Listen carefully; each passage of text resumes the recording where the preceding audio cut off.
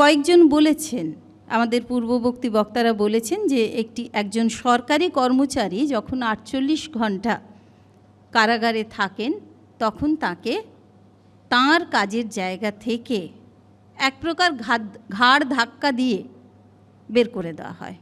তাহলে রাজনীতিবিদরা কেন অন্য কোনো যাত্রার পথিক হবেন?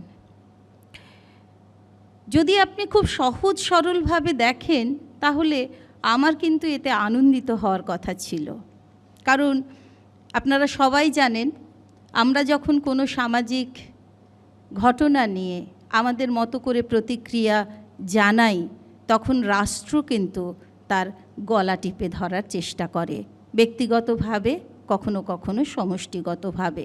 আগেও করেছেন, এখনও করছেন, এবং আমি জানি না, বিশ্বাস করতে ইচ্ছে করে না, তবু বলতে খারাপ লাগছে যে হয়তো ভবিষ্যতেও এই প্রথা চলতে থাকবে।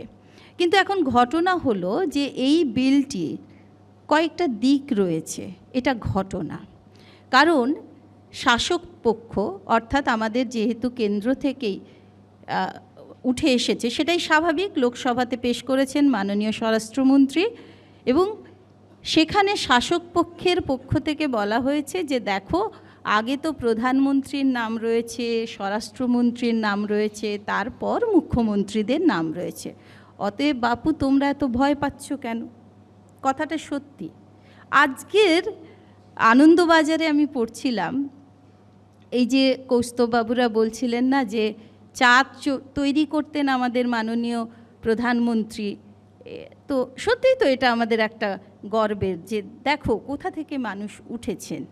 এই তথ্যগুলো যতটা সগৌরবে বলা হয় ততটা কিন্তু আমি আজকেই পড়ছিলাম যে মাননীয় প্রধানমন্ত্রীর স্নাতকের, মানে তিনি স্নাতক পাশটা কোত্থেকে করেছেন এইটুকু জানতে চাওয়া হয়েছিল, তার উপরে দিল্লির আদালত স্টে অর্ডার দিয়েছেন যে জানা যাবে না।